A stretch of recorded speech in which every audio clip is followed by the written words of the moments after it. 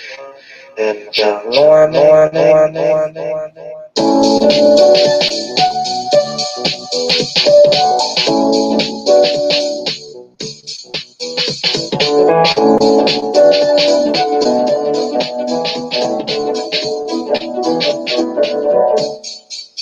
Let's talk about fish, baby. Let's talk about you and me. Let's talk about all the good things and the bad things that may be. Let's talk about fish. Let's talk about fish.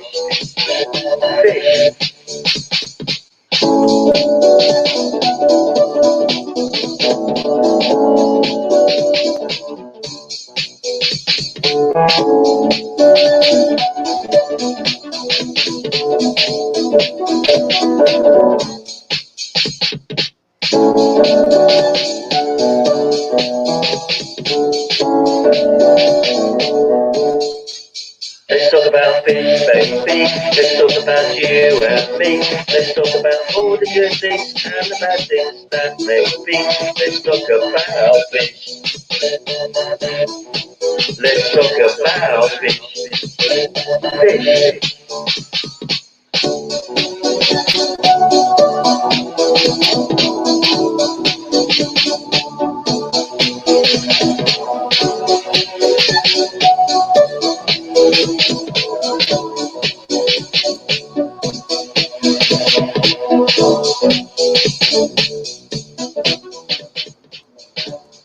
All right. Good morning. Good morning. How's everybody this morning? Nice to see you all. Glory. Well, I don't know if are we going to get, there she is. And here's Joey. Good morning. Hi there. How are you? How are you? Good. How are you?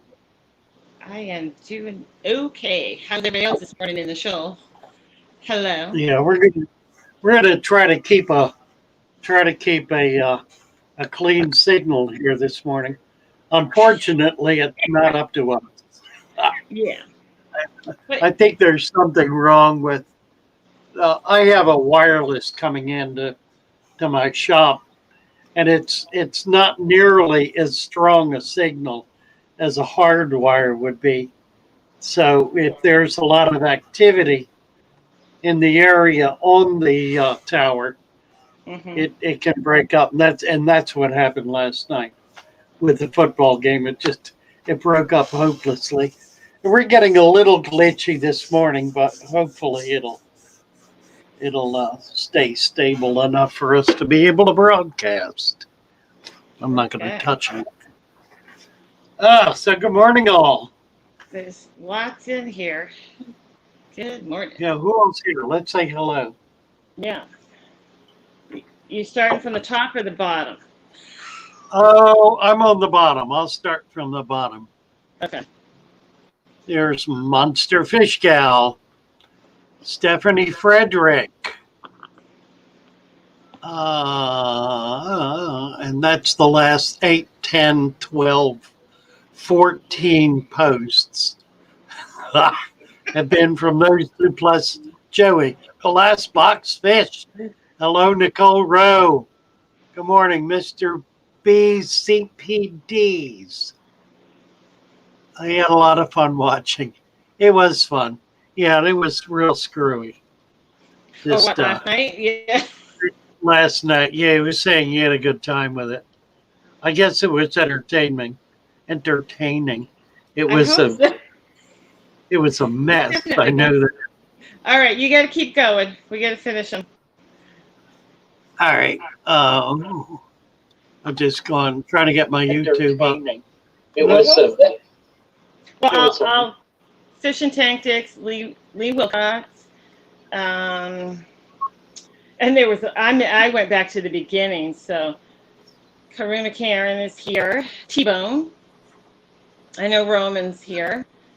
And like you said, there's a lot of posts. Oh, Misfits here. Yeah, Nate Hendrickson, David Fellows, New England Endler. Lee Wilcox is here and about. Yeah. I'm scrolling, trying to find, because like you said, David Fellows, Daniel. Shepherd, Tam Shepherd. Keep Willie saying back. Tom. It's Tam, yeah. Willie back, yes. And Joshua's here, so. And Mr.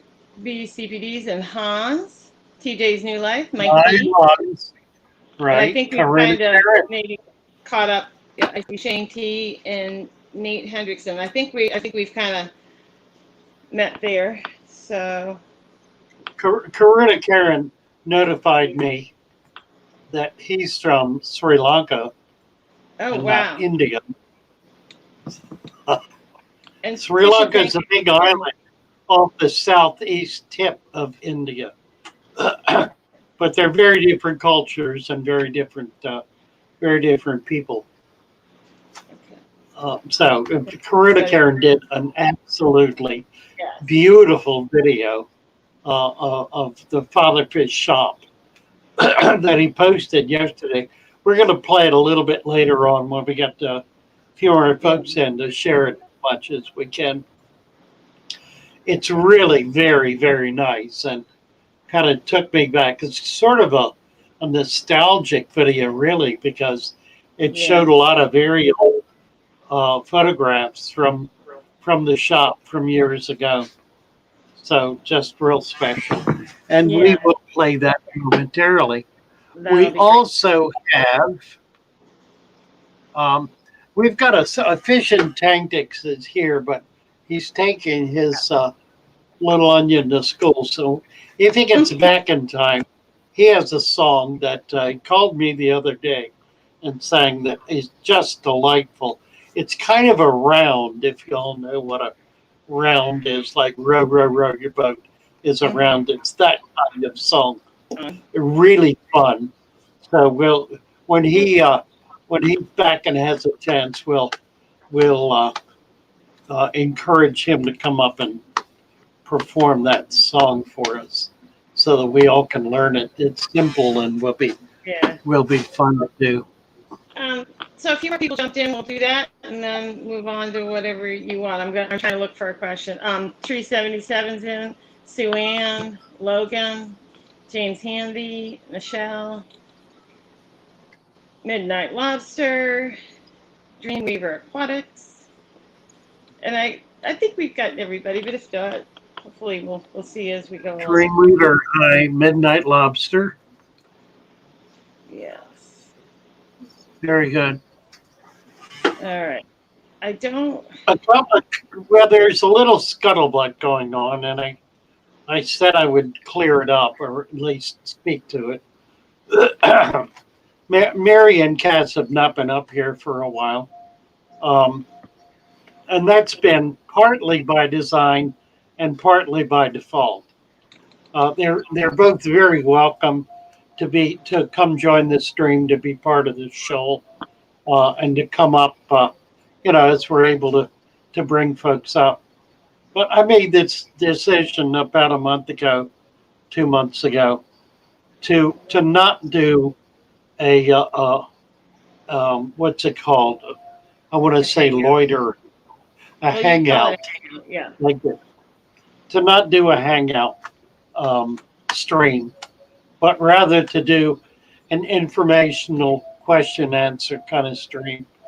And I realized that in many ways that's not nearly as much fun. But my sense is that it fits more what I'm trying to do on YouTube. I'm really not here as much for personality as I am for information, and for getting out a certain story about keeping fish. So I've tried to really focus on that, and I've invited Joey to participate with me in that, because she has many years of skill as a fish keeper, has a very flexible attitude about fish keeping, and is highly successful at what she does. Plus the fact that we seem to be able to work well together. We don't step on each other unless the stream is messing us up, which has been happening of late. So So that's really, it's, nothing hard, nothing particularly difficult or emotional or distressful about any of it. We do try to keep the weekends more open and friendly and fun, and we invite anybody to come up. So when the ladies are comfortable doing so, I'm sure they'll be back, and I'm sure they'll be plugged in. They're certainly very welcome. They have been delightful and lovely, and just a beautiful part of what we've been doing here. And we don't want to. We certainly don't want to do anything to bring any kind of approbation on anyone, other than one or two I can think of. There are a few I can. Okay, we're not going there. I do, after all, have a list.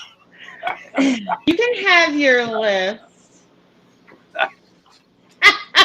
Andy says he thought that I was daughter fish. Daughter fish. That's not bad. She's daughter fish. She's sort of ant fish, I think. More maybe ant fish. She's really not daughterly so much. Why, because she's too bossy? She is sisterly. She's very sisterly. Sister fish. Ant fish, maybe. Whatever. So. I did a story. Oh, I got a story. Here, we'll do a story. Okay. I started writing a story about, I don't know, 2 years ago. I got into it fairly good. It was a children's story, and my computer crashed and I lost it. Lost like 20 chapters, virtually the whole book. But it was about father fish and lady fish. And lady fish was a mermaid, and father fish was a Captain Nemo kind of character with the big submarine. And they would, in the morning, they would have tea together. She would come up. He had a big, well, you've seen 20,000 Leagues Under the Sea, or is it 40, whatever, where he has an access to the ocean through a big pool. And she would come out of the pool right in the morning, and they would have tea together. One morning, Mary the clown came rushing in, all distraught, just wailing and crying and broken and harrowed. Said, "Oh, whoa, it's terrible! It's terrible! What in the world is wrong there?"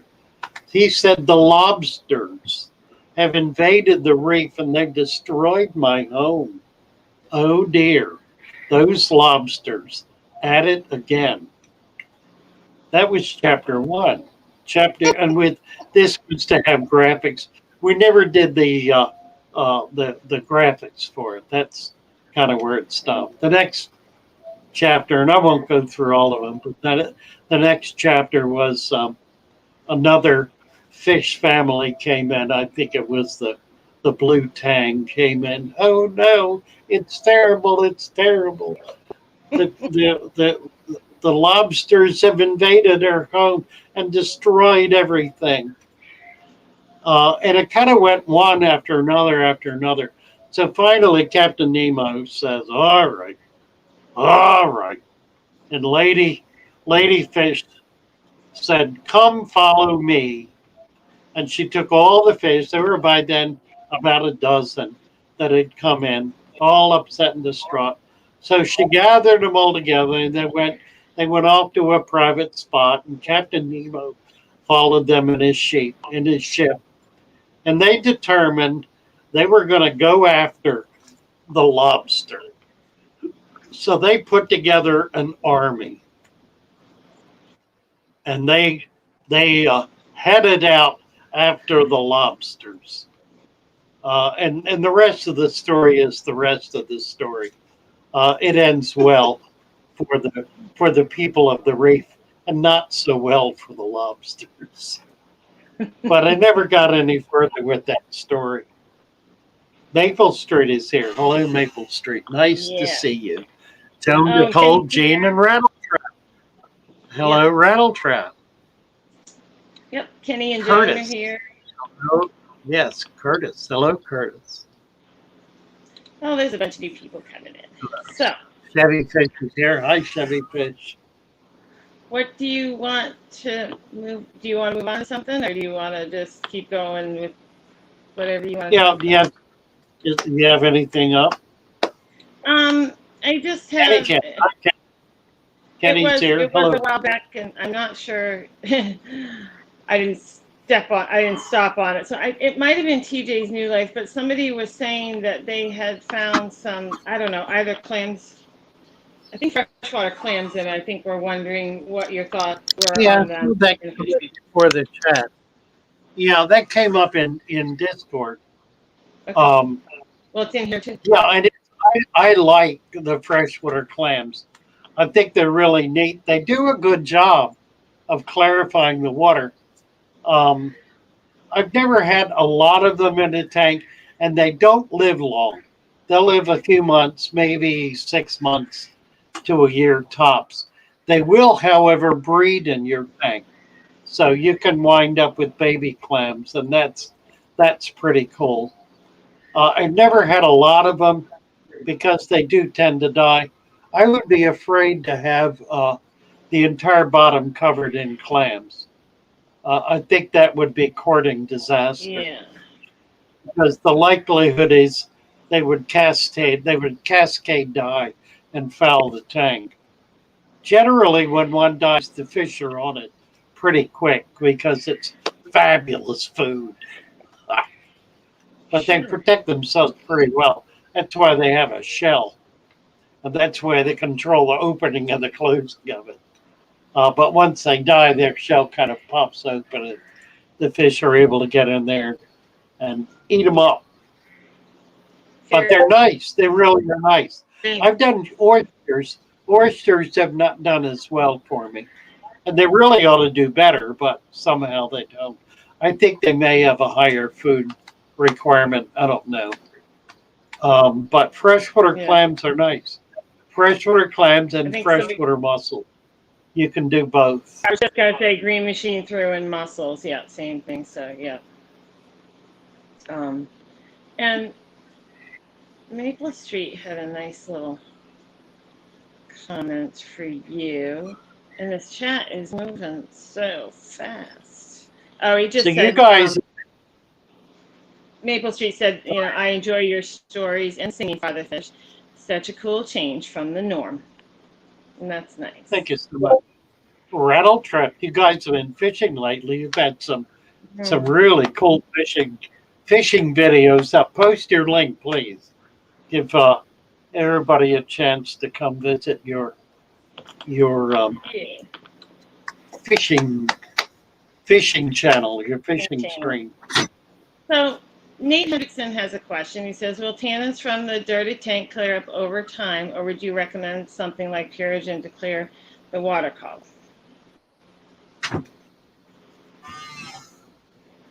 Where is that? At 9:18. Nate Hendrickson. I got, yeah. 9:18. You know what? What? I need to get on. I need to get it on live chat. I'm on top chat. Okay. And I'm not getting all the links. All right. Yeah. That makes sense. Let's see. Amber, we'll get back to it. I've lost track. Amber says, I can't remember how many of the sodium thiosulfate to gallon ratio to use for the water. If you use one crystal, I got to remember. One crystal per gallon. I was going to say, I thought you said per gallon. Yeah. 1 crystal per gallon. You cannot overdose with it. It's just the salt, but it does capture the chlorine ion. 1 crystal per gallon. So if you mix it up, kind of figure accordingly what you've got. If you put 100, well, this is tricky. If you put 100 crystals in a little bottle of water and dissolve it, 1 drop of that, it'll be super saturated. Okay, here's what to do. You super saturate it. The way to super saturate is you put more crystals in a small amount of water than it can dissolve, and you shake it real good. Heat it up a little bit, not much, up to maybe 100, and dissolve as much as you can. And then when that's fully dissolved, pour it off. What you will then have is a super saturated solution. That allows you to do essentially like 2 or 3 drops, even 1 drop per gallon. 1 drop per gallon of a super saturated solution will remove chlorine. Or you can just leave it in crystal form. Father Fish.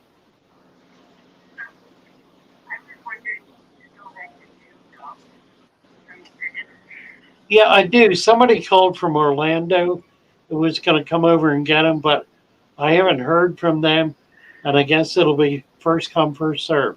Yes, I do still have them.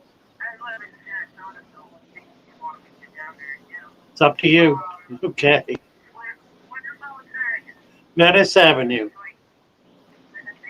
Yeah.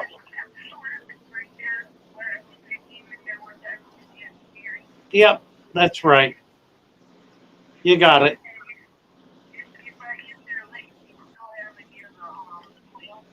I do. I've got plenty of quail.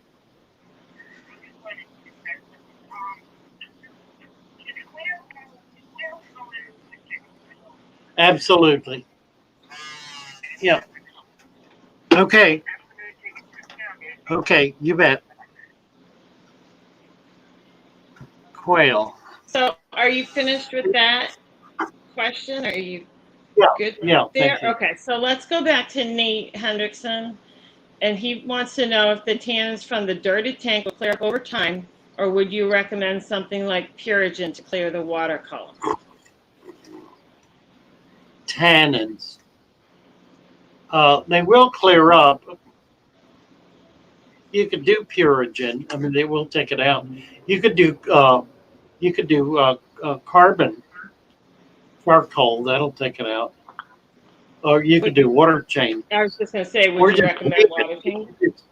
If it's kind of a light tan color, it's not going to hurt anything. You don't need to be concerned about it in that respect. It's not harmful unless it's a deep dark yellow, in which case you need to get the piece of wood out right away and do a big water change. But for slight tannins, don't worry about it. If it's something you really don't like, you can do carbon, you can do Purigen, you can do water changes. It'll clear up by itself once the driftwood that's causing it is removed. Well, they're saying from the dirted, but it's probably just because it's new and the water changes should help, right? Right. Yeah.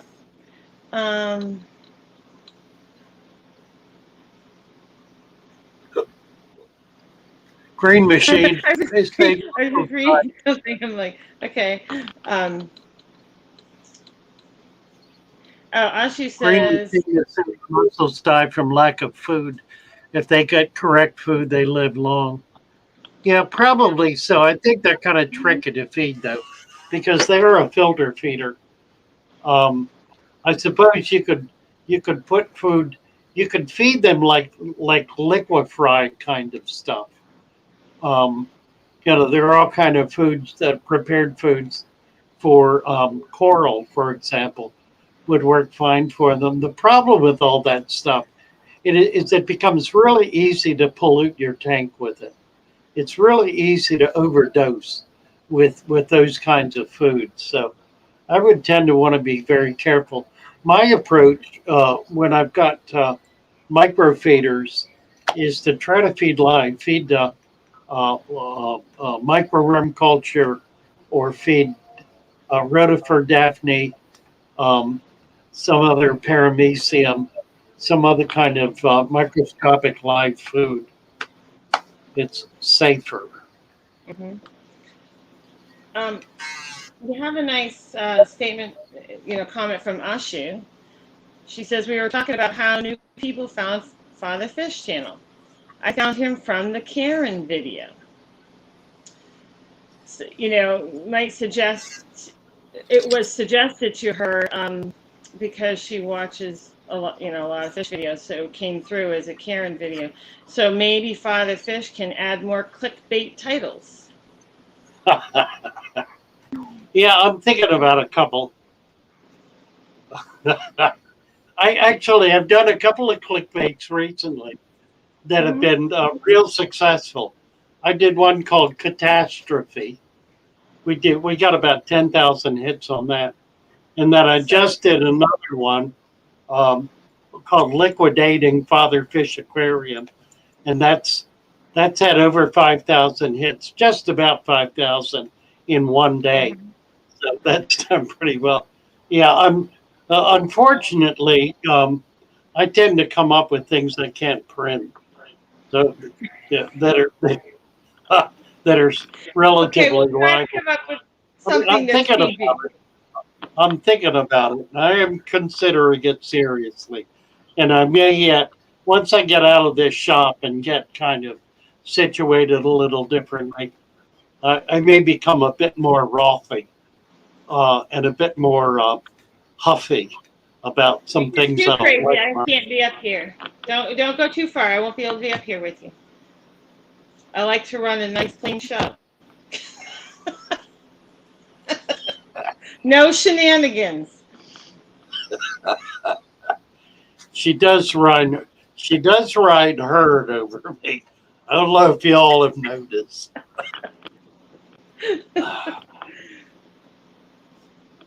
But I don't take it terribly seriously. I mean, I respect Joey as a businesswoman, but I also and I know she likes to have fun, but I tend to combine the two in a way that she won't. So we. Well, we have to remember there's it's a family channel. There's kids watching. No, I'm not talking about anything untoward. Nothing. Okay. Don't get nasty. Okay, I'm looking for questions, and so we're trying to stay close to the bottom of the chat. So if we have missed something, could you repost? Because the scrolling back tends to. Here's Hannah Robinson. Just sent us thank you, Hannah. Very nice. $9.99 super sticker. Thank you, Hannah. Hannah, thank you very much. That's very kind of you. Do appreciate it. Let's see. Green Machine says, I've created a playlist for a full season of koi keeping, how and when I do things, koi and fun. So that's interesting. Yeah. That should be well worth watching. A flying pair kind of has.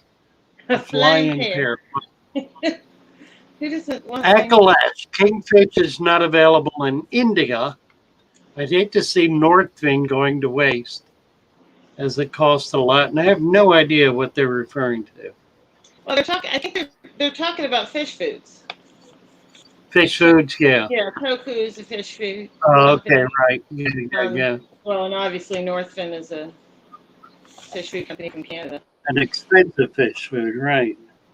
Make your own. Make good food. Northfin makes good food. They do. What's this? Tom Shepard.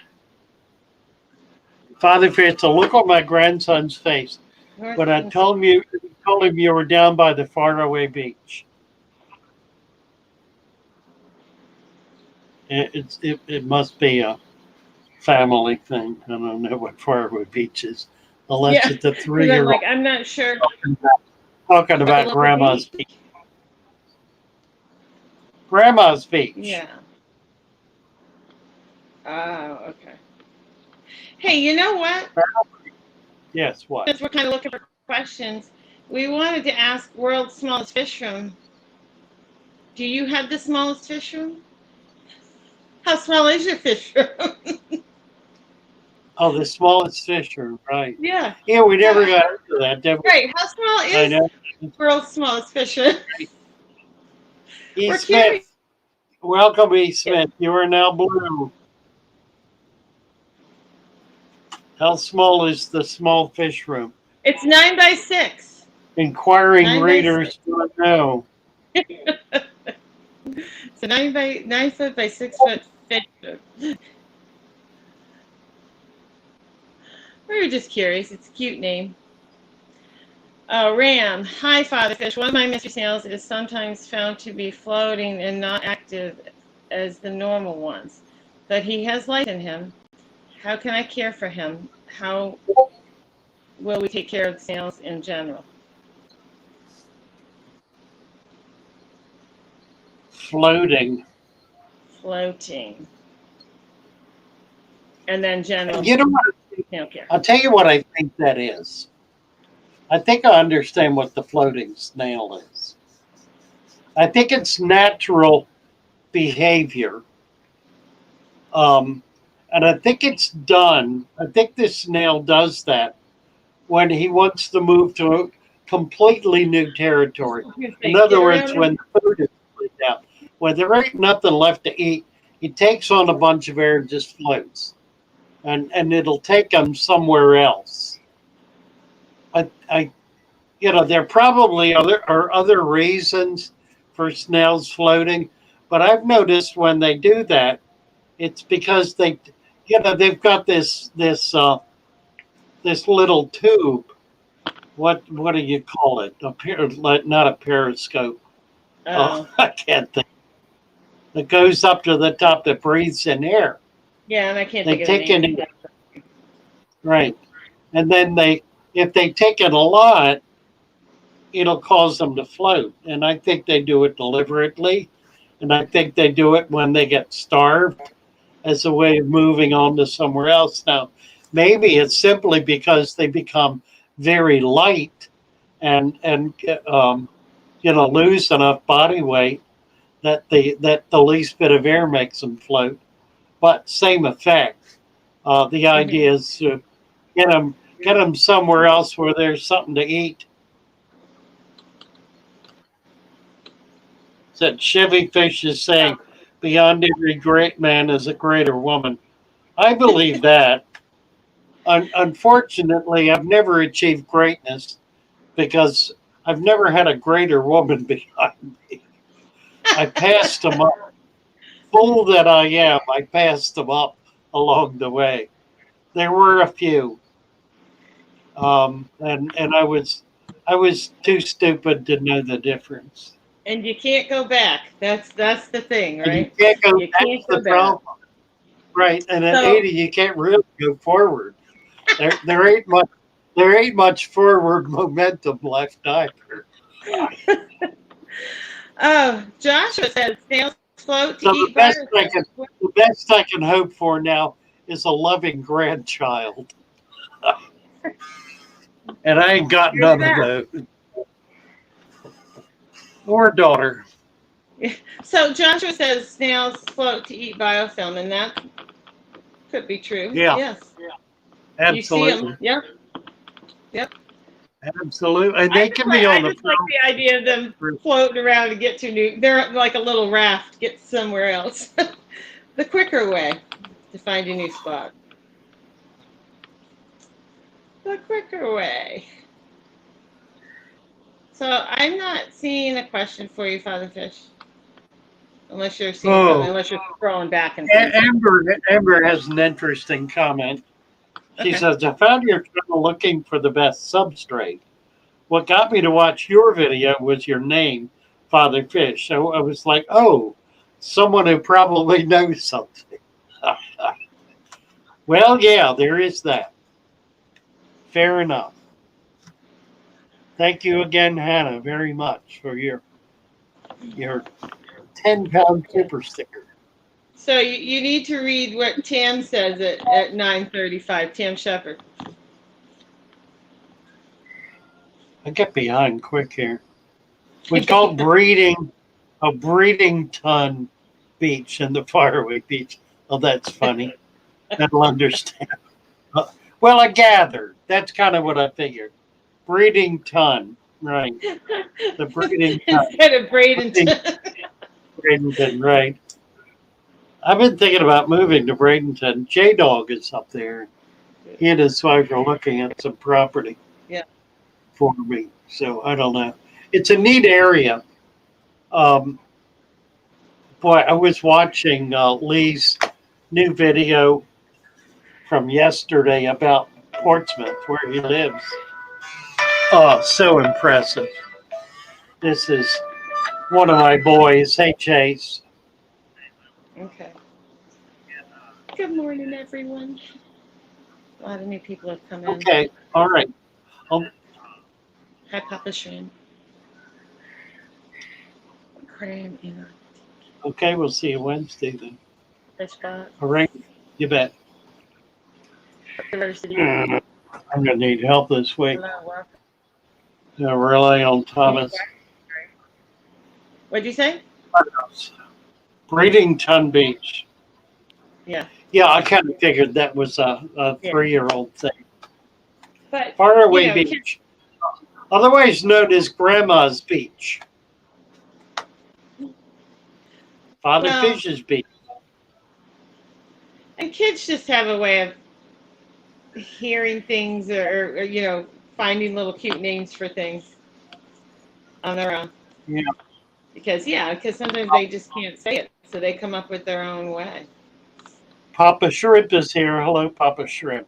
Yes. Tam Shepherd, Aquarium Thank Analytic. Link. Amber, hi, Aquarium Analytic. What is it? Aquarium Analytic. Sorry. Andy, hi, Andy. Me too. Yes, you too. Nice to see you, Andy. Come on up, Andy. We'll do lunch. I need to chat.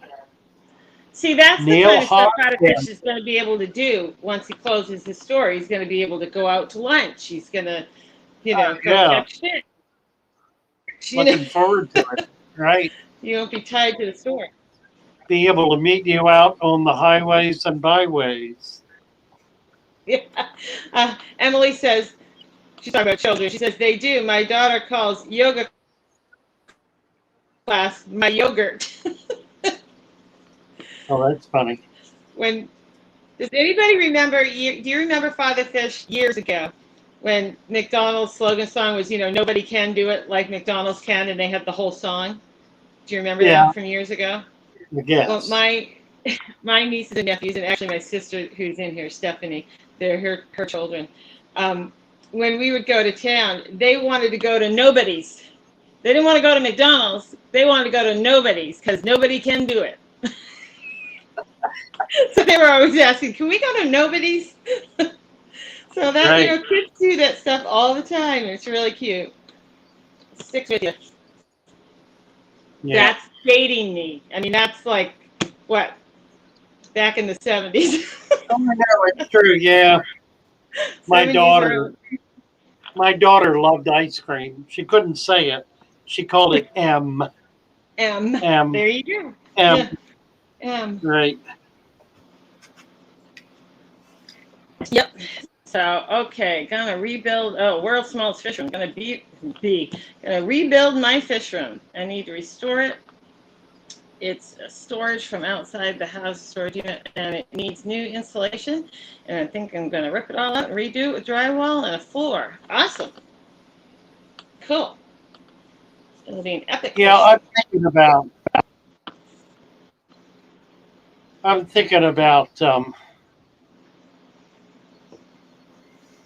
I have an outdoor patio that's on a wood floor that it has a canopy on it that's collapsed. So I'm thinking about redoing that, putting a stone, one of the big stone, uh, whatever they're called, stones down on the ground.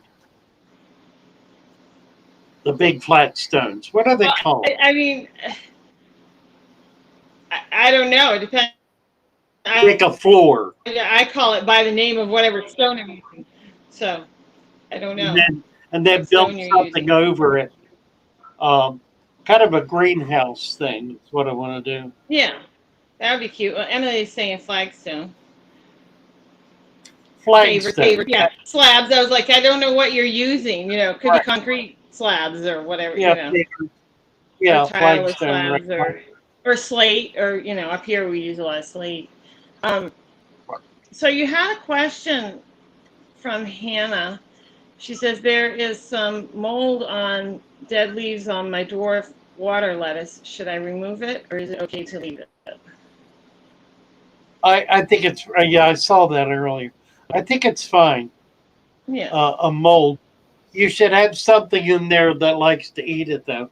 Shrimp, plecostomus, snails, cory catfish, algae eaters, autosynclus, any of those kinds of things.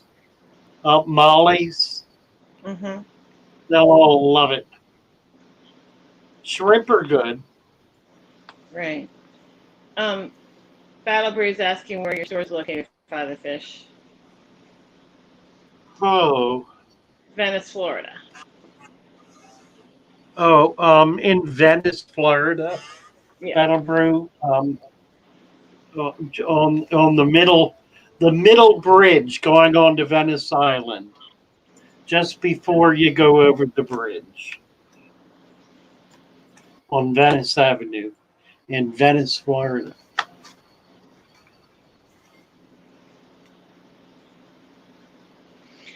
Oh, we got a lot of people that have come in. Yeah, Chevy posted the email address. She has a gap between the first father fish and the ampersand. There is no gap. But that's probably self-explanatory. Sorry, Nate's saying Venice is the shark tooth capital. Is it? Yeah, it is actually. It's so cold.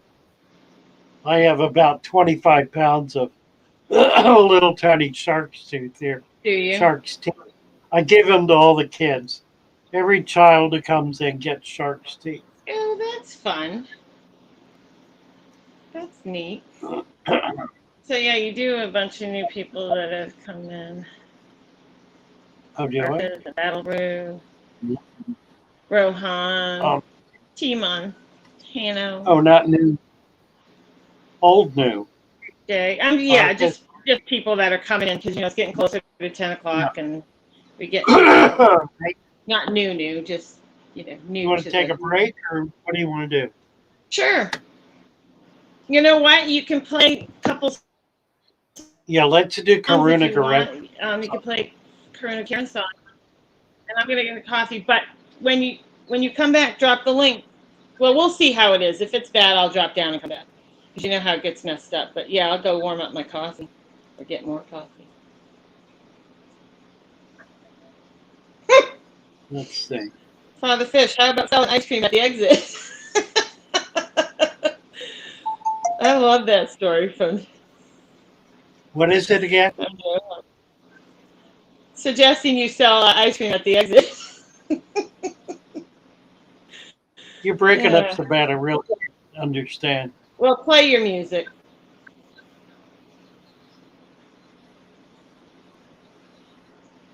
I need to call and talk to my wireless guy. All right, here we go.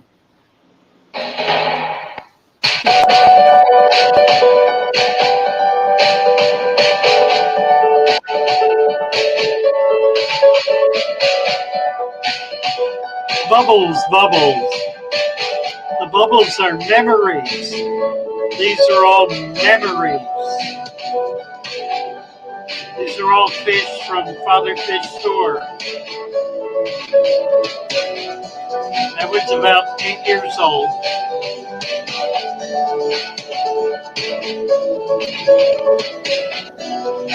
Five years old.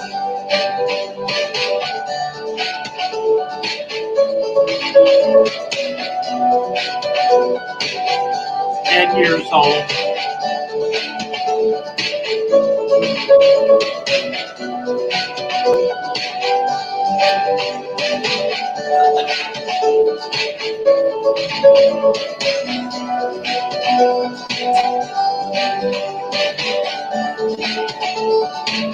Blue diamond frontosa.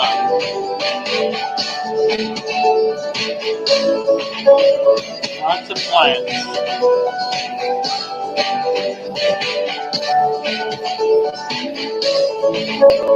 A blue angel. Does anybody know what that fish is? We've lost signal. You know what that is? Cannot find that. I want that. We're having signal problems.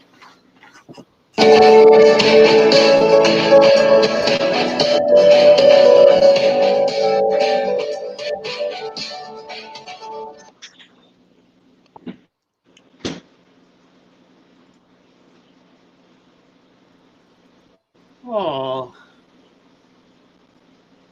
Joey's not back yet, and I need to go. You get her back here so I can go.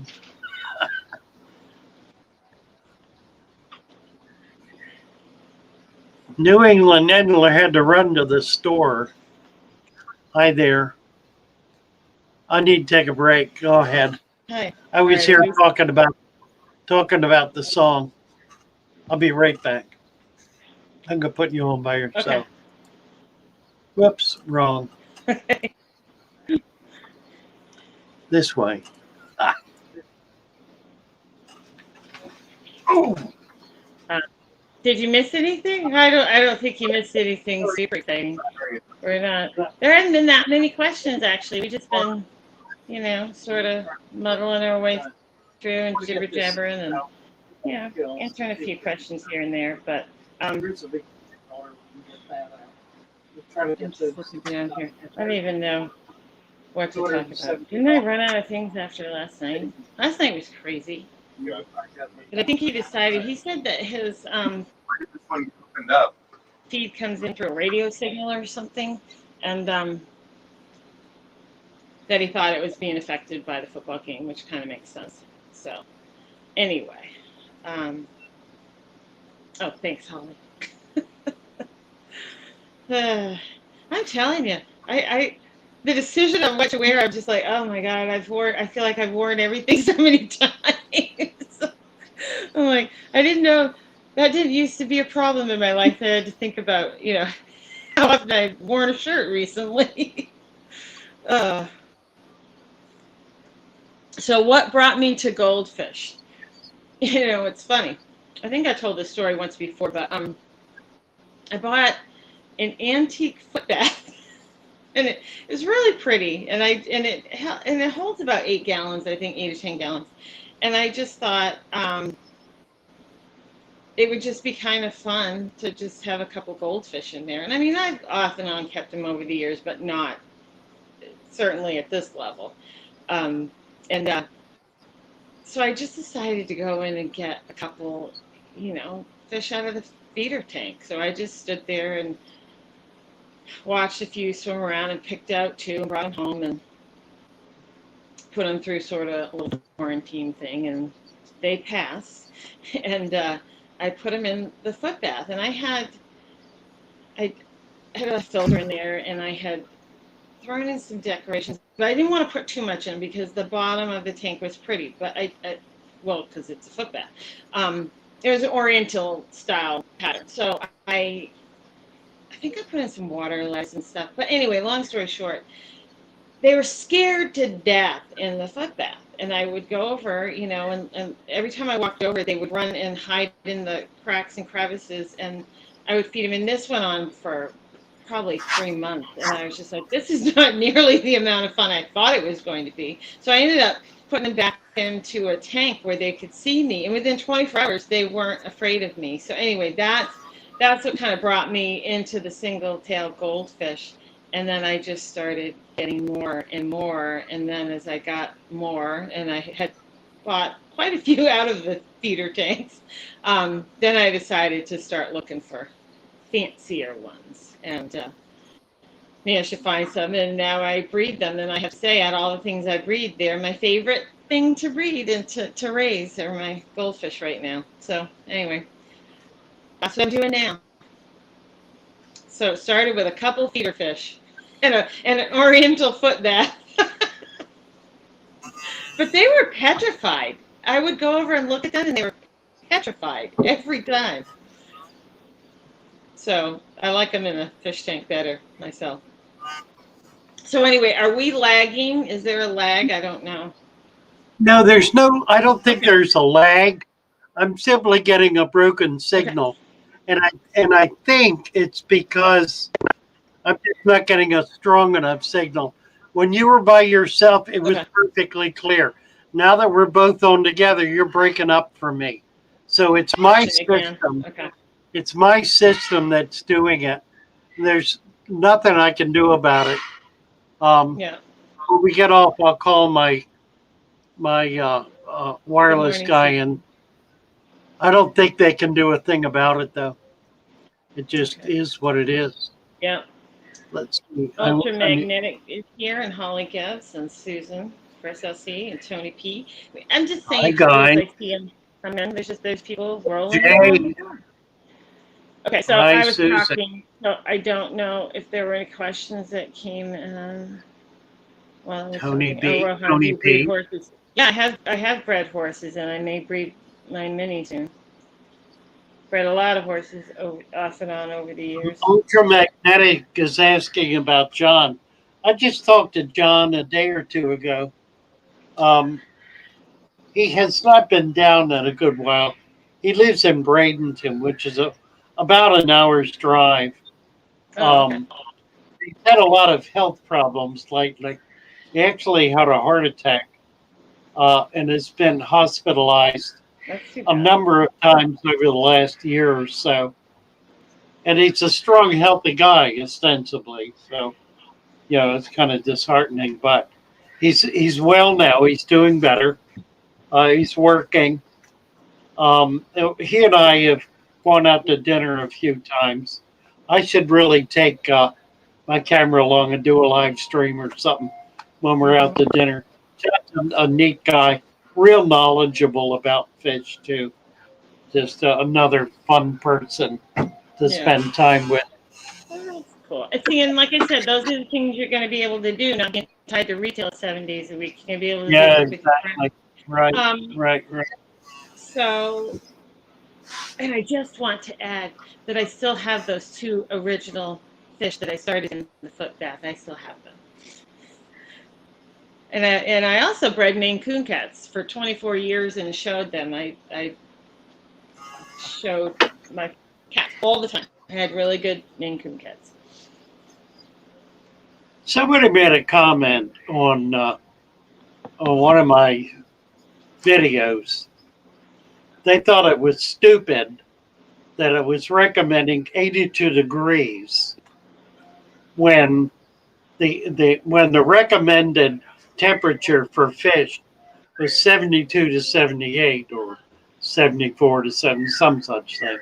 So I simply made the comment that that the average temperature for wild fish living on the equator is 85 to 95.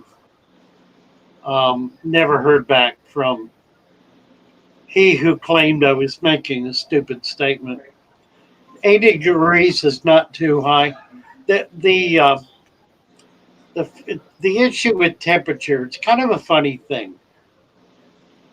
I was watching Maple Maple Leaf, who's on here with us today. Maple Street Aquatics. Yeah.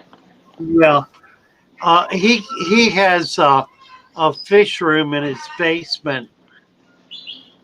71 Chevelle is now turned blue. Yeah, I was gonna say yes, Chevy. That is a great car. I'll get to this question in a minute.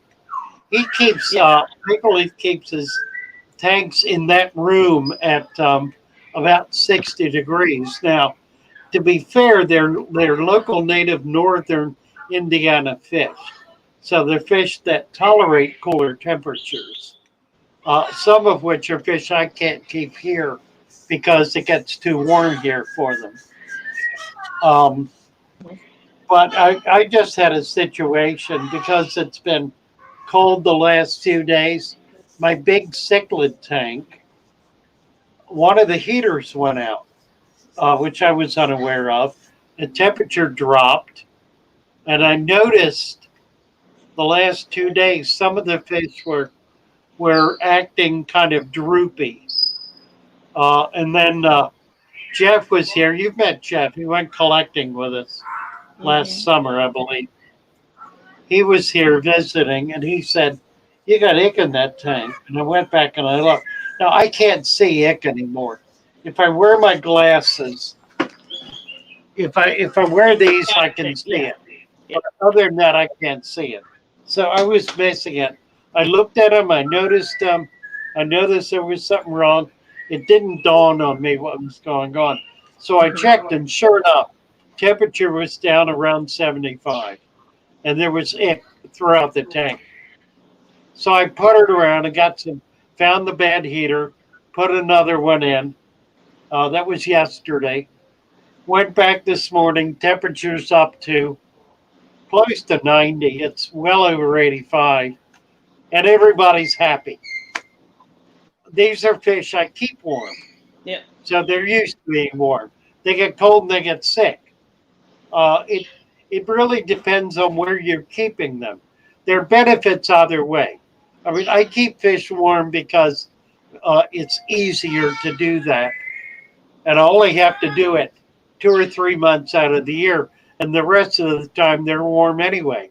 I mean, it gets up to 90 degrees routinely here in Florida. And this building is no exception to that. It can get 90 degrees inside the building and often does in midsummer. I don't have air conditioning, so I don't keep it. I'm not able to keep it cool. Anyway, it's all what your fish get used to. Mine are used to it being warm, so if I keep it warm, I'm good. If it drops cold, they get sick. But if you keep them cold and they get used to it, they tolerate it, then it's probably going to work just fine. Yeah. You said you were gonna address 71 Chevelle question at 9:54. At 9:54. Yeah, what was the question? I forgot. Basically, has a 65-gallon community tank that's dirted. They use Miracle Grow and capped it with gravel about 5 years ago, and it seems as though their plants aren't doing as well as they once did. Wondering if they should tear the tank down and start over. Yeah, it's got crypts, javas, Yeah. Echinodoros anubius. Yeah. Well, see, those are all plants that take nutrition out of the water column. Yeah, Right, water column feeders. Yeah. I would cap it with sand simply to get that locked in, to get that substrate locked in, and then you may need to fertilize. You know, these are plants that take nutrition out of the water. You may need to use the liquid fertilizer. I don't recommend it as a rule because most people have rooted plants, but you've got a lot of tubers here that require nutrition in the water column. But I agree. I wouldn't take it back down. Yeah, no need to tear it down. Just put a couple of inches of sand in and keep it going. It will become stronger for doing that. It'll be a more stable tank. It will. And then you can add a little. Now, the thing about fertilizer, think like a farmer. Farmers don't fertilize every week. They fertilize once in the spring, once in the summer, and then once after the crops are out in the fall. 2-3 times a year tops. Don't fertilize every week. All you're doing is fouling your tank. You're putting so much nutrition in there that the system really is not going to be able to handle it. If you're going to use fertilizer, use it, number one, very sparingly, use very small amounts. And number two, do it once every, what's the absolute minimum? 4 months.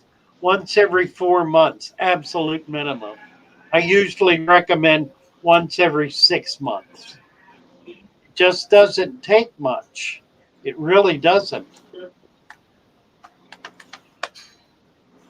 I had a 69 Chevelle. It was my daughter's car. I took it over from her. Yeah. Holly has a nice little statement, and then Fishbox is asking some more plant questions. But Holly says, I'm so excited. I won a very generous gift from Danikin Aquatics last night for the fish fam, getting Chattanooga Ed. All well-deserved. Congrats, Chad. So Chattanooga got to 1,000, and okay, Kenny did some giveaways. Yeah, so congrats, Ed. That's wonderful. Congrats. We're excited for Chat. Yeah. And do you see the question Absolutely. from Fishbox at 9:55? Just bought some plants having kept before. Fluvial, redfoot floater, fluitan, aponogeton, the Madagascar. But it says fluvial substrate. I wonder if it's capped with sand or not. Yeah, I would cap it. The aponogeton does pretty well. Mm-hmm. Red roof floater, you're probably not going to make it with a red roof floater. It takes an enormous amount of light. The people I know who raise it outdoors in outdoor pools and ponds. It's really tough to get it. You can bring it in and show it, but then after a week or two, take it back out and put it outside. Maybe bring some more in. You kind of have to do it that way with the red root. Yeah. Unless you've got some really intense light, that might work. Fluitans, I don't know. That won't matter. I do a lot of Madagascar, and they all do really well for me. It's a low light plant.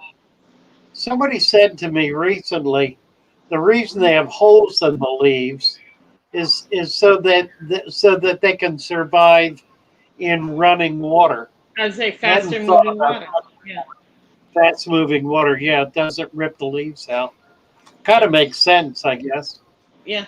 They're a beautiful plant.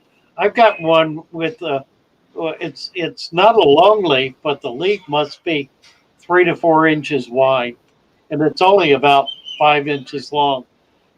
Wow. Growing close to the bottom and big, fat leaves. That's cool.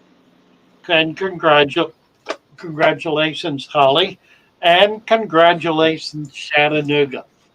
Chattanooga did a Christmas song for us that was really cool. That was fun. Sweet man. He came down here and visited as a member of the Booty Club. We had a good time last summer. It was a lot of fun. That was Do you see Ashu's question? Kenny was here. Yeah, with Kenny and James.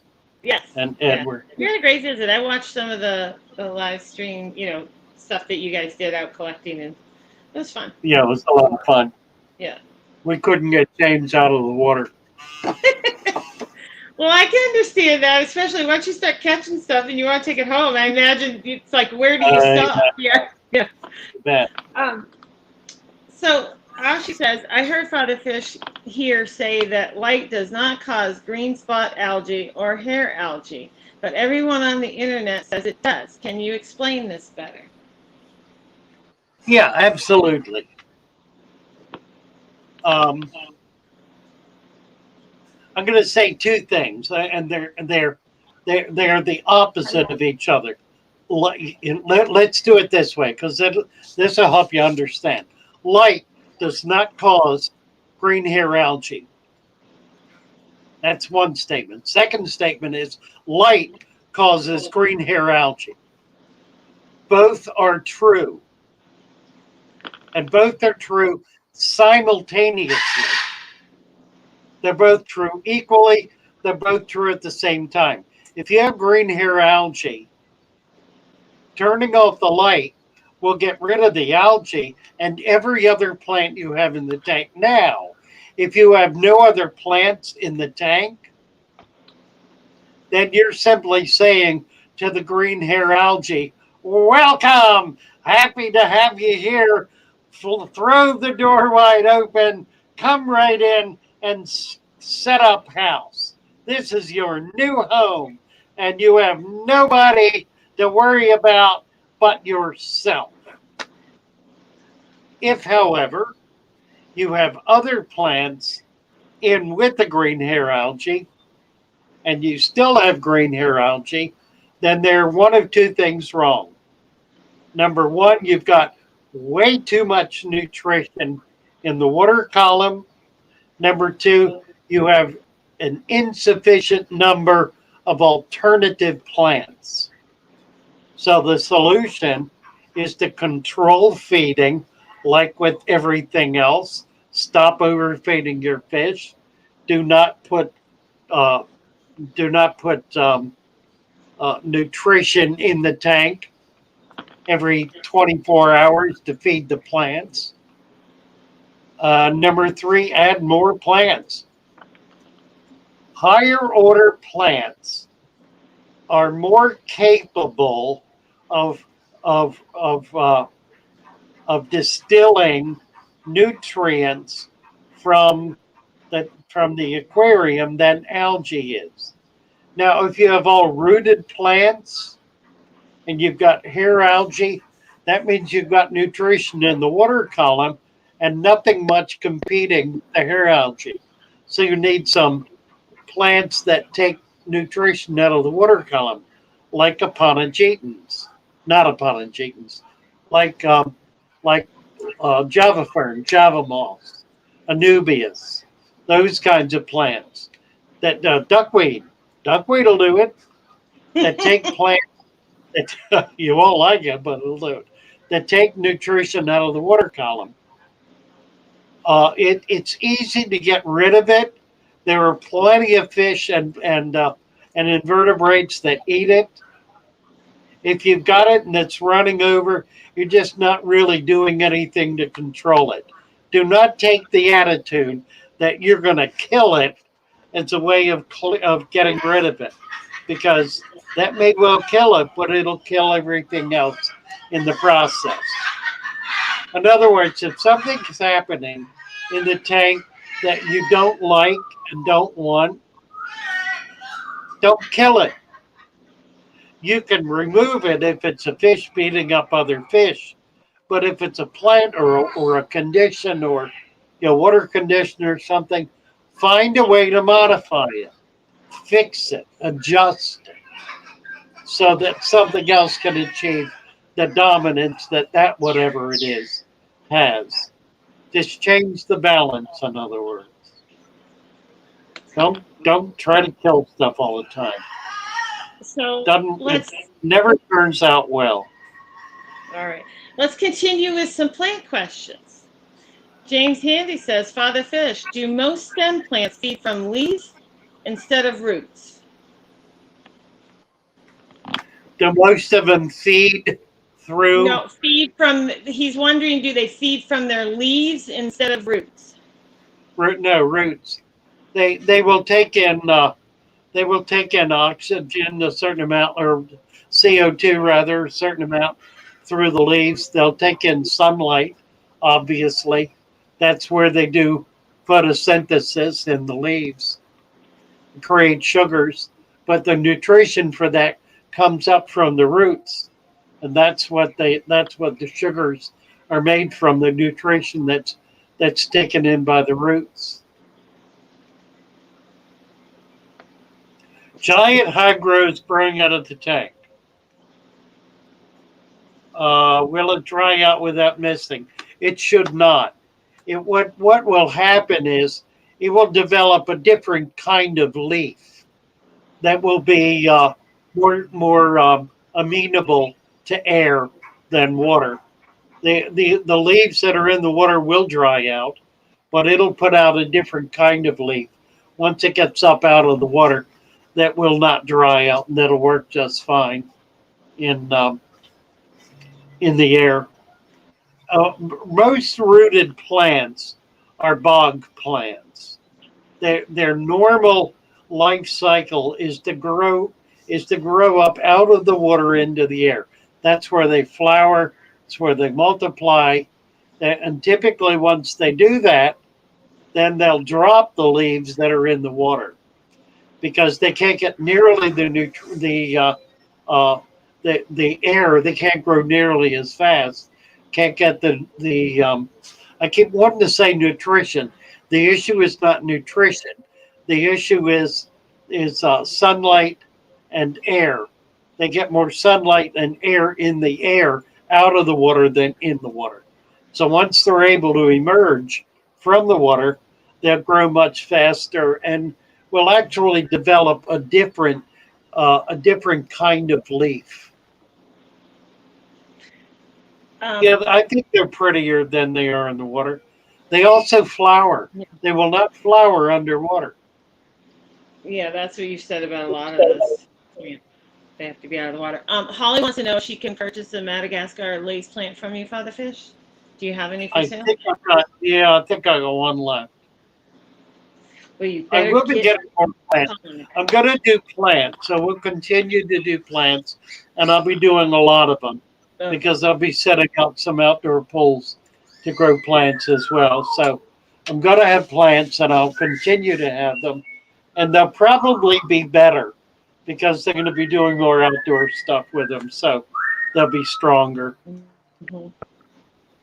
Wendy, 7-ish, 70-ish. You advise someone to cap a goldfish 2 inches of sand. Should I clean the sand or leave it? Well, fine sand will be okay. If you're going to pour the sand through water, it needs to be clean enough that it's not going to cloud the water when you put it in. So be aware of that. If you will put the sand in a bucket, stick water in it, rinse it out, pour off the cloudy water. Do that 2 times. Then go ahead and put the sand in. That obviates the necessity of worrying about it. I do swimming pool filter sand, but it's pretty clean. Has very little dust in it. So I put that in straight and I don't have a problem. But things like, and beach sand would be fine. Most sand that you get from a creek or some kind of a body of water, typically you'll be fine. Play sand is not fine. Play sand has a lot of dust and a lot of clay in it, and it's hard to rinse. Unless you want to do the work, I don't recommend using it. Yeah. 71 Chevelle has a question in addition to the previous questions, but says that, thanks, I wondered about capping it with sand. So I'm using Tropica Premium. That must be a fertilizer. It says to use 5 pumps per 100 liters per week, but I'm doing about a quarter of that. Is that still too much? Too much fertilizer, doing a quarter of the amount once a week for those water column plants like the Anubias. And that was the question, the 65-gallon with the dirt and the gravel, and it's been set up for 5 years and all the water. Yeah, I would say they're trying to sell you fertilizer by the carload. Yeah. Yeah, I would ignore that personally. I would ignore that. File it under B for balderdash, and you're asking for trouble keeping your tank loaded with nutrients. because at some point it's going to crash. Sunset Jen, the damaged or young fish's fins grow out from their body or from the end of the fins. Two different questions. The fin grows out from the body.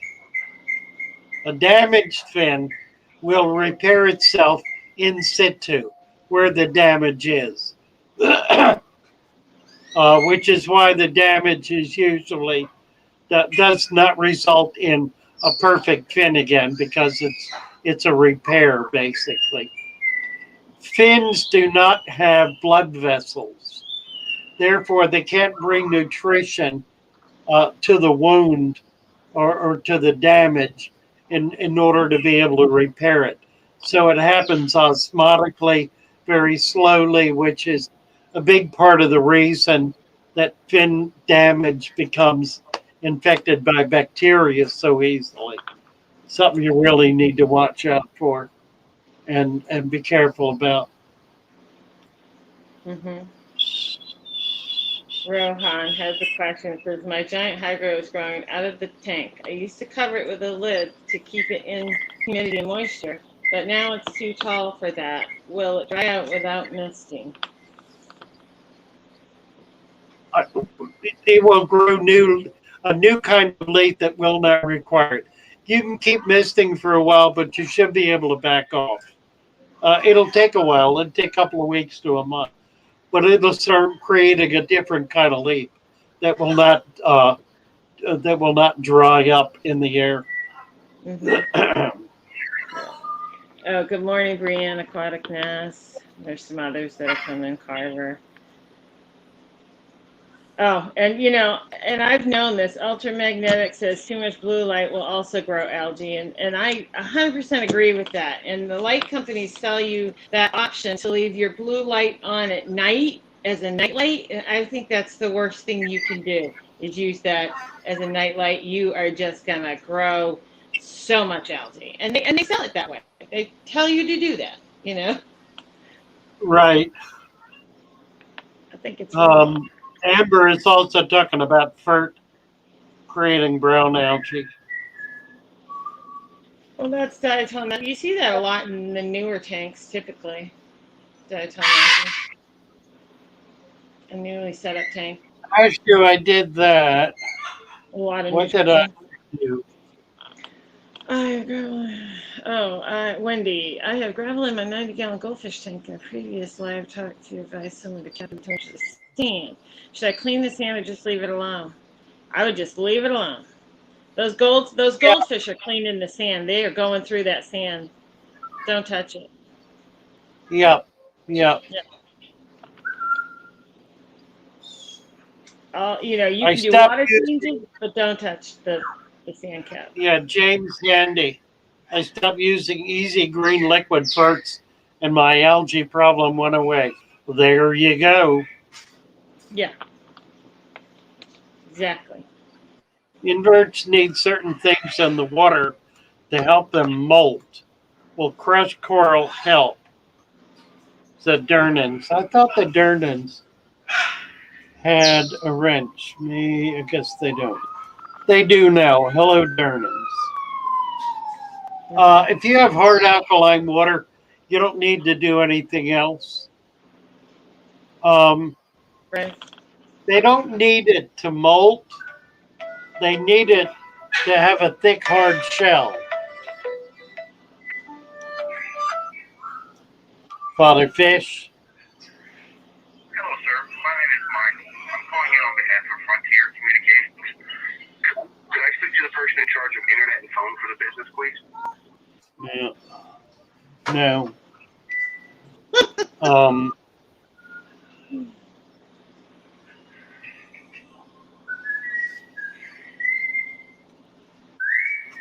Thin shell snails. If you get thin shell in your snails, you need more calcium. Yeah, you need more calcium. Who's asking this? Ultramagnetic. Yeah.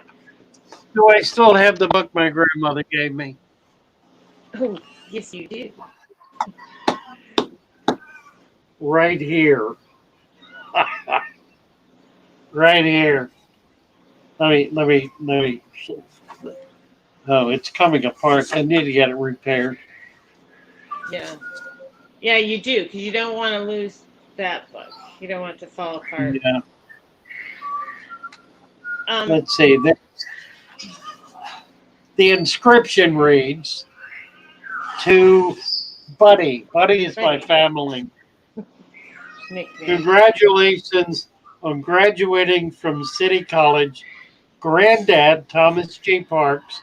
Grandma, Caroline M. Parks, 1959. So yes, that's my cherished book. I can see why. Bye, Carver. Have a good day. Okay, so my chat just moved because I had. Yeah, James is saying if you have salt acid water, it helps to add some calcium. Crayfish, shrimp, snails. I mean, They I do had take it. calcium out of the water. They also take it from plants. Plants contain calcium as well. Yeah. So it's part of the reason I like to use hard alkaline water because it typically has more minerals in it that everybody needs to be healthy and happy. But I still feed. I mean, I have hard alkaline water, and I still feed my snails and stuff. Extra calcium for the hard. To make sure they have good shells. Yeah, it doesn't hurt. No. Doesn't hurt a bit. Okay, so Oreo Rodriguez says, I have one Anubias plant with brown algae growing on it. So it's got diatom algae growing on it. It's Anubias. Where are you? I'm at 1020. It's just, that's all it says. I have one Anubias plant with brown algae growing on it.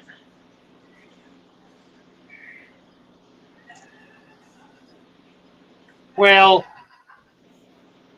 yeah, clean it up. Just wipe it off. You can wipe it off with your fingers. Now, very often, a leaf will develop algae when the leaf is old and dying, when it's no longer young and strong and vibrant, when it's losing its ability to fulfill its job as a leaf, which is to do photosynthesis. When it begins to deteriorate, in other words, you'll find algae growing on old leaves, not new leaves, and that's fairly common and pretty normal. You can clean it up, but probably the leaf needs to go. So you might just kind of keep an eye on it and try to figure it out. It does happen that you get algae on new clean leaves when it is just running rampant and taking over everything. But more commonly, you get it on leaves that are at the end of their cycle. They've reached the point where they're no longer doing much, and so it's a part of the process of deterioration. The algae helps break them down. Yeah, and people are suggesting snails and autothinclus, and those are great algae eaters in addition to your tanks, and they will help You bet. with all of that.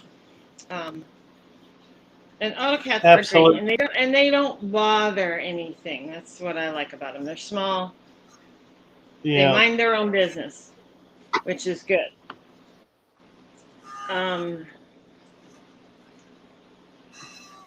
Sunset Jen's asking, are crushed chicken eggshells good calcium? If so, how Yeah, do you think? Yeah, crush them up real good. You can sprinkle them in. It won't hurt anything. Karuna Karen wants to see my grandmother's drawing. It's at home. I don't have them here. I will do that at some point because I'll be moving. I'll be setting up a fish room at home in about 2 weeks. I'm going to start working on that, and then I'll be doing streams from there So I'll be able to show some of the. I have quite a lot of artwork, and a lot of it is antique artwork. That's what you It's were old saying. fashioned Yeah. heirloom stuff. A Yep. lot of heirlooms. Yeah. So, Sunset Jen, the other thing I do sometimes with those eggshells is I'll just put them in, but I'll put them like behind a plant so they're not messing up the way the tank looks, but they're back there and the snails and things can get to them. And someone Yeah, I asked think about it. the fish box is taking the membrane off. I think the membrane is probably good for the fish. I know, You know, I it's don't know just why some, everybody yeah, takes they will them. eat the membrane. Yeah. Yeah. Oh, where is it? Hey, Rose, good to see you. Rose, So, Rose, getting set yes. up for her stream. Nice to see you, Rose. Post your link if you like. Where did my question go? Somebody asked you if you were born during World War II. Oh, Chris Trapp. Father Fish, were you born during World War II? I was born in 1940. That was during the war in Europe, but before the U.S. got into it.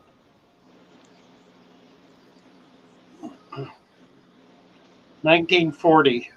It was during the Depression, right at the end of the Depression. Yeah, I wonder what it. Sorry, I'm just back on the egg thing. I wonder what it is that people are afraid of about that membrane in an eggshell. Because everybody's like, "Oh, remove the membrane," and I'm thinking, "What's so bad about it?" Yeah, that's funny. I don't know. Just being purists, I guess. We all have a tendency. We all do it in our own peculiar way. I usually just crush it up and throw it in because I find the fish are very excited about the membrane. They eat that. They'll spit the shell out, but they'll eat the membrane.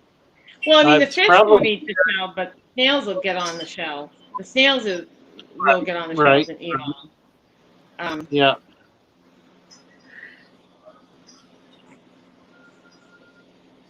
Somebody just walked in. Sunset Jen, thanks. I put some Hi in there. an organza bag. Yeah, that works. And pygmy quarries, wasn't sure. How are you? I called you about those birds. I think. Oh, okay. Take a look. Oh, this is back there. You'd have to really be able to push it down. You know, it would have to be against something. You know, it would have to be solid in the tank for them to be able to push hard enough against it for it to damage them. So if it's just floating around the tank, I don't see how it could do that. I don't think it could damage the feelers that way. Yeah, I don't think so. It's not like it's a a solid rock or something, you know, that they're getting up against. And what I mean, those are, if they go against it, it's going to move away from them. So I don't think it could hurt them. Right. Fish box. I have a question. And it's a question my father asked me when I was a young man, and he said, "Okay, you're doing this because your friends are doing it. If your friends jump off a cliff, are you going to jump off a cliff?" And I'll tell you what, at the time, I really did not understand what he was getting at. You know, he was accusing me of kind of going along to get along or wanting to be part of the crowd, whatever, and saying you got to be your own person. You got to think for yourself. You got to do things because you believe it's what you ought to do, not because somebody tells you to. So, you know, on balance, and that was a pretty constant teaching on his part. He wanted me to think. He wanted me to understand why I did what I did, why I thought what I thought. He and I would get into huge discussions that would be wide ranging. And my mother, oh, she was aghast at it all. She thought we were fighting. It was terrible. She didn't begin to understand what was going on. And it's part of what I try to impart here. If I come across sometimes as unnecessarily rough or coarse, or judgmental or hard. It's not because I'm trying to be. It's because I'm trying to be. It's because I really want you to think about what you're saying and make decisions about things, not because, and I'm not picking on you, Fishbox. My apologies. Not because somebody else said it or somebody else did it or you saw somebody else do this, but because you checked it out and you found that it's the right or the wrong thing to do. You know, don't accept what I say. Don't accept what I say. Check it out, test it, try it, see what happens. I mean, that's really what it's all about. If you don't do it for yourself, then you ain't never going to learn nothing. You got to do it yourself. Otherwise, you're just being a parrot, and there's too much of that kind of indoctrinational education going on today. We're not teaching people to think. We're teaching people to be parrots, to say exactly what we tell them to say. That's the road to hell. That's the road to dependency, to weakness, to brokenness, to failure. That's the road to chaos. Don't do that. Don't go down that road. Make your own way. Find your own path. Do it your way. And if you got God in your life, then you've got the best help you can get. Kevin Brown. Well, I was looking at KRG's question too. There's a Go whole ahead. bunch. Okay, KRG says, I bought a live plant from Petco. It was in their live fish tank. I quarantined it for a week, then added it to my 29-gallon. Now I have fin rot that I can't seem to totally clear up. Help, please.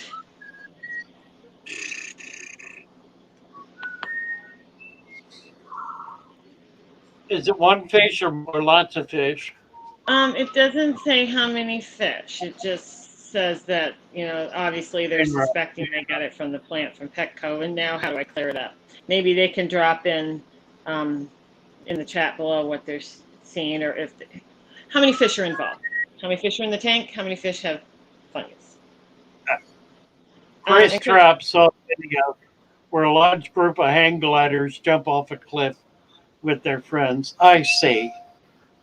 Okay, KRG says lots of fish. So can you just lots of fish that have the fungus, or just lots of fish in the tank and one has fungus? Can you give him a little more information? Hold on a minute. Somebody's yelling in the back of the store. I'll be right back. Okay. And Chris, I only run an AquaClear 110 on this fish tank. I have 2 double sponges in there, big sponges. It fills the whole. Can't even think my words. It fills the whole area of the filter, the box part of the filter, and that's all I have in there. Is just those 2 sponges and the AquaClear 110, which is a hang on the back filter. That's it. That's what I do. And anyway, okay, I see your answer, KRG. So when he comes back, we'll see how he wants to move forward with that. And then, okay, I see everybody's talking about the membrane causing some cloudy water. I guess, and Chevy's saying because it doesn't maybe decompose and the fish don't necessarily eat it. Okay. I mean, I've only used them once or twice. And it was primarily for a snail tank, so it didn't matter that much, and they seem to eat it. But I do have really hot water, so I have to mess with that. They got it under control. Okay. So, so what I got is they have 9 fish, 5 are affected, and it says the 3 angels, 2 cherry barbs are affected. with the fungus? Well, I'll tell you what I would do. Or fin rot, but whatever, fungus, yeah. I would take them all out and put them in a bare, empty tank with new water in it. And I would treat for bacteria. You can buy a medication. There are, let's see, bacteria. If you can get triple sulfa works real well for bacteria. There are a number of things. Sulfathiazole, any number of things. Anything you can get for bacteria. But take them out of the tank and treat them separately. The problem is not the tank. The problem is the fish. You need to treat the fish and get them clean, and then you can put them back in. But make sure they're clean. Leave them in there for a week or two, and do not put any food in there. Don't feed them a lick, not a thing, absolutely nothing, because it will promote bacteria, and it will also prevent the water from having as effective healing properties as it would otherwise have. So new water, put the sick fish in, treat with an antibacterial. Mm-hmm. You can even put like a spot of something on them, but I wouldn't do that. I would just put them in the tank, treat for any bacteria, put a sponge filter in there to keep water flow going. It'll also help pull particulate matter out, but you shouldn't have much of that. Do not feed them. No substrate, bare bottom tank, just water, nothing else. Put the sponge filter in, a heater if you need it, 82 degrees, and treat carefully. Do not over medicate. Treat carefully. A little bit goes a long way, and it should clear it up in a matter of a few days. Do you feel, Father Fish, that it might be a question to ask if they are, how often they're feeding? You know, because. Oh yeah, they're almost certainly Going on got in dirty water. Right, because I agree. It's probably not the plant you brought in, so I suppose there's a chance that you're overfeeding and that's affecting the water quality. And yes, Nate, cuttlebone is great, and you're right. You don't have to worry about the membrane at all. I mean, there's lots of things you can do to provide a calcium source. I think people just like using the eggshells because almost everybody uses eggs. You might as well use the shells.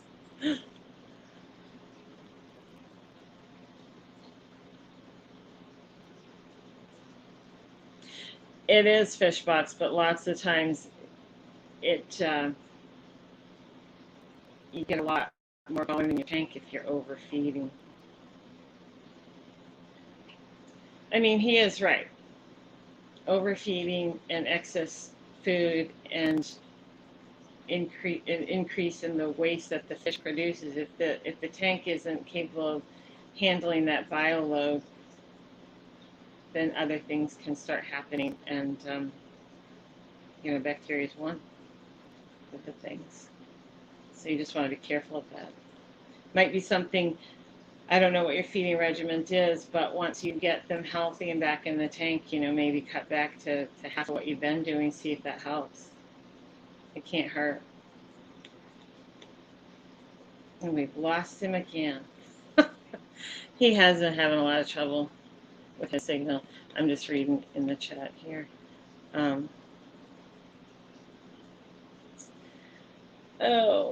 Let's see.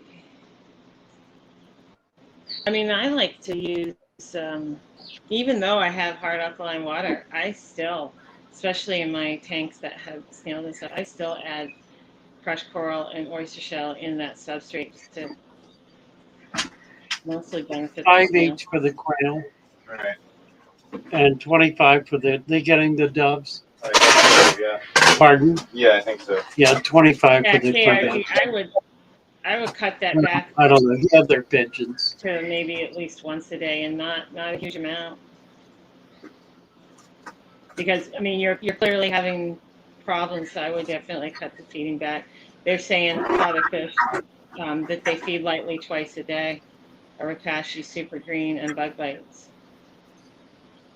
Yeah, I would feel like feed lightly once every 2 days. Try that. Once you get them healthy and they go back into that tank. Yeah. And that'll give the tank a chance to clear up while they're being quarantined. Yeah, exactly. You got very few fish. If you're putting Right. Just the tiniest bit of food in there for that few number of fish, you're overfeeding. And if you're doing that twice a day, you're overfeeding substantially. It may not seem like much, but those fish are really tiny, and they're already getting, if you've got the tank set up with plants and a deep substrate, you've got a tank that's naturally providing food for the fish to begin with. So anything you put in is on top of what they already have, which means that you're creating far more nutrition in that tank than the tank really requires. That's causing bacteria to bloom in order to consume that extra nutrition. You're getting bacterial infection on your fish because you're overfeeding your fish, which is having the effect of creating bacteria blooms in your tank. Stop feeding your fish. With a few number of fish, you really do not need to feed that all, not even anything. So long as you got plants in there and a deep substrate and the tank is working fine, they'll find food. And they'll find more than enough food to survive. If you had 100 fish, it might be different. But a half a dozen, 8, 10 fish, they'll find more than enough food in there to meet their needs. Yes, it will clear out. Mm-hmm. Yeah, but don't put any more food in there. Just stop feeding altogether. I mean, I like Rapashi as much as the next guy, but the problem with Rapashi is it has a tendency to dissolve in the water. Yeah. It becomes a micronutrient, which the fish really don't eat. It sort of becomes accessible and available to all the microorganisms in the water. A piece Right. for quails? How much for the tickets? 25 Right. total Two together. for the Okay. the two together. Yeah, Thank you. you bet. Thank you. I'm sorry you're closing. Well, thank Well, you. you're getting out of it. Yeah, getting I'm losing the bills. I'm losing the bills. Cash your card. All right, are we getting down to the end of it here? I think so. Most of the talk's been over. We're talking about how to get calcium in there for your shrimp and your snails and stuff, and then this situation with the What? fungus and the Okay. How much for that? excess bacteria. Yeah, call it. I think we're good. Oh, hi, Chris. Your Chevy fish is demembraning her eggshells. Right. Well, All right. she was saying that the reason to do it is, it makes the water cloudy and and it doesn't break down fast. So that's why I see. people do it. So anyway, yeah.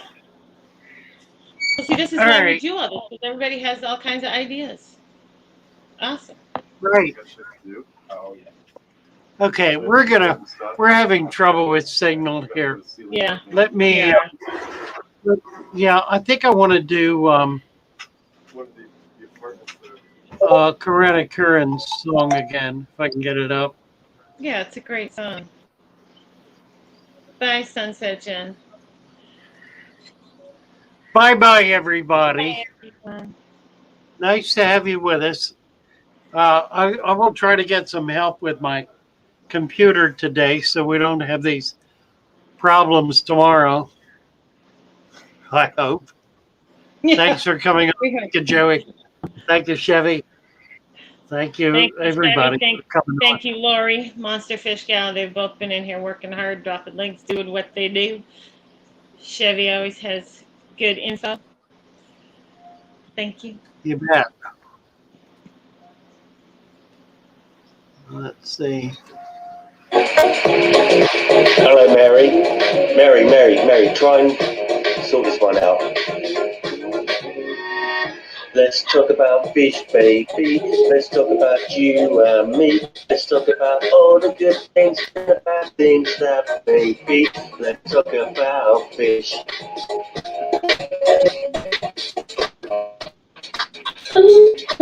Let's talk about fish, baby.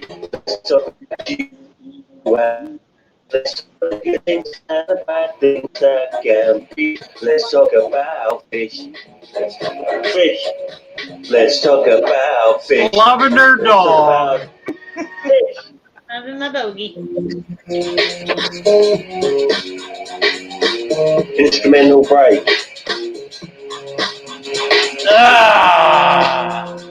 Bye, guys. Thank you all. Bye, Love you everyone. all. Hey, Aquarium Top. Happy to see you. Yeah, hi, Aquarium Todd. Coming out of the woodwork. Andrew Todd. Bye. Bye, Thomas. Yeah. Let's talk about fish, baby. Let's talk Thomas about Kelly. you and me. Let's talk about all the good things and the bad things that may be. Let's talk about fish. Let's talk about fish. Fish. Fish. Let's talk about you and me. Let's talk about all the good things and the bad things that may be. Let's talk about fish. Let's talk about fish. Fish. Yeah. Yeah. I'm gonna All right. do. Bye, everyone. Don't go away. I want to do Corona Oh, we're Karen. doing another song? Okay. Yeah, let's do another. Let's do Corona Karen's new song. This is so cool.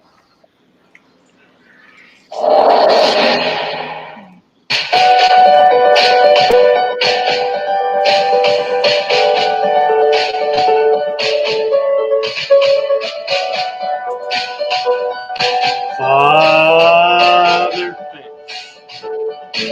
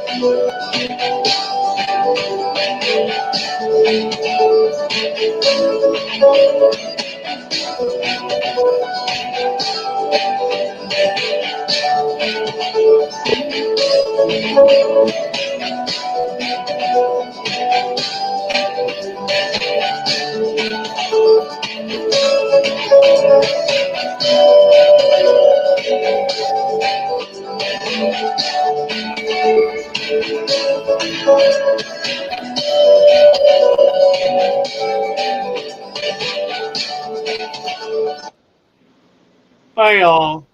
Bye, everyone.